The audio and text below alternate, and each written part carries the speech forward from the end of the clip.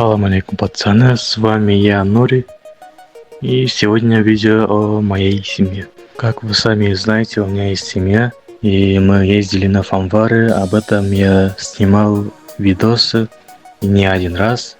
Вы можете посмотреть их на канале, но, к сожалению, пришлось заморозить семью, так как мы получили черный список, отстранение от фанваров. Черный список фанваров, как так сказать. Ну, теперь мы не можем ездить на фанвары, там, стреляться. Еще у нас черный список мафии. Черный список мы получили из-за софтеров. Сначала было все хорошо, мы ездили, забирали фанвары. Первый месяц был очень хорошо, актив тоже был хороший. И на второй месяц тоже или как держались.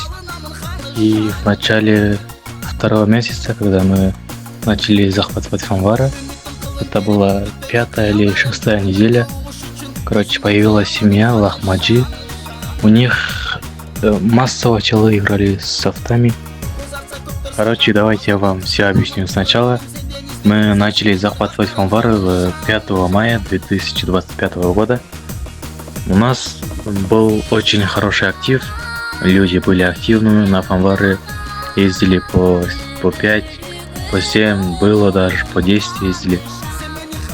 Актив был очень хорошим, начали захватывать, все было легко. И мафии тоже устраивали всякие мероприятия, там по типу как Король Легла, Король М4, гонки были. Все эти мероприятия мы выигрывали, мы были в мафиях.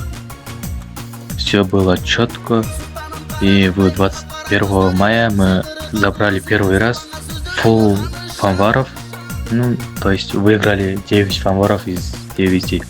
Потом с 20 по 25 мая начали появляться софты в семьях Капон Кастл и Ванс Кастл.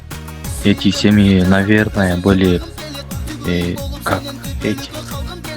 союзники. Наверное, были союзники, так как лидер семьи Ванс Кастл изначально состоял в семье Капон Кастл. Потом, наверное, они разошлись, и эти два семьи начали гонять на фанвары с софтами с 20 по 25 мая. И мы не могли выигрывать фанвары, мы не знали, что делать, и просто сидели. У меня телефон тоже был слабым. Но в итоге эту неделю мы забрали с активом. Буду прикреплять скриншоты. Вот тут вы можете смотреть каждые фанвары и даты фанваров. 1 июля было ровно месяц, как мы захватывали фанвары, не давая никому топ-1. Ой, я ошибся, не 1 июля, а июня. 1 июня был ровно месяц. И потом я встал на пост авторитета, то есть на замку в Кавказском АПГ. И все мои пацаны были там. Мы ездили на фуру, вот скриншоты тут. И фанвары также захватывали. Я потратил очень много денег в семью, на оружие, также на тачки. Купили 5 очень дорогих тачек, такие как Cadillac Escalade, стоит 8 миллионов. После этого купили Lexus 570, она тоже стоит около 10 миллионов. И потом купили очень роскошную и очень дорогую тачку. Это Rolls-Royce Cullinan за 35 миллионов. Потом купили комбо, 2 тачку. Это BMW 76 Li вроде. И Rivan R1T. Дела шли очень хорошо, актив тоже был очень хорошим. Утром актив был 6-7 человек, а ночью в прайм-тайме актив достигал до 20 онлайн. Очень хорошо шли дела, но потом меня забанили за оскорбление старшего админа и также сняли мою семью с мафии из-за моих нарушений. И потом мы дали ЧС мафии на 4 месяца вроде. Шли дела были очень стабильно шло все. Потом появилась семья LGT. Там массово люди играли, массово с софтами. Мы не хотели проигрывать фанвары, поэтому у нас тоже начали появляться софты. И мы обратно начали возвращать топ. До того момента, когда мы начали обратно возвращать топ-1, до этого LGT был уверен в себе и нам очень быковали. Короче, очень неприятно с ними общались. Но в итоге топ-1 забрали мы. Вот вам скриншот, короче. И тогда, когда мы активно воевали с семьей LGT, у нас тоже появились 2-3 софтеров с семьи. И начали брать топы. Потом не стали убирать софты, так как у нас уже очень много нарушений было. Мы, если бы даже не удалили, все равно в ЧС отлетели бы. Так что поэтому я забил на софтеров и продолжали играть. Потом я купил бизнес. У меня было очень много нарушений. В любой момент меня могли забанить. Но я рискнул и купил бизнес. Она все еще сейчас у меня. Меня после этого 4-5 разов забанили. Первый раз за 3 варна, второй раз за оскорбление старшего админа, третий раз типа софт. За софт. Но у меня там не было софтов. Меня обратно разбанили через 2 дня. И сегодня тоже забанили за софт, но обратно уже разбанили. Бизнес не отлетел. И семейный дом тоже не отлетел. Все у меня сейчас. Потом после LGT появилась семья Flores. И у них тоже были софты каждый день. Либо один софт за 2 дня. Так. И у нас тоже были. Да. Ну, пришлось звать, так как без софтов сложно было. Я тоже позвал. Все равно мы забирали топы. Потом уже софтов не стало.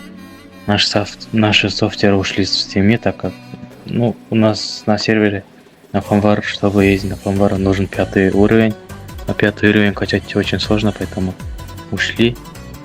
И софтов поменьше стало, онлайн вырос, у нас в семье онлайн упал, а на других семьях ездили по 5, по 6, 7 человек.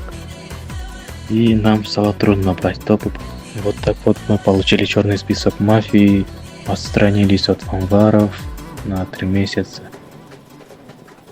Короче, вот так вот. И семья заморожена от фанваров на 3 месяца. После 3 месяцев мы возвращаемся, но в этот раз мы без софтов.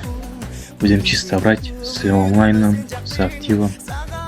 Поэтому всех вас жду в семье Хаванат. Мой дискорд будет в экране. Можете обращаться.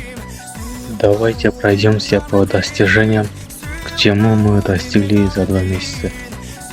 Во-первых, максимальное количество очков по фанвар у нас 90. На экране будет скриншот. И максимальный онлайн, говорят, был 23, но в этот момент меня не было в сети, и я не скринил.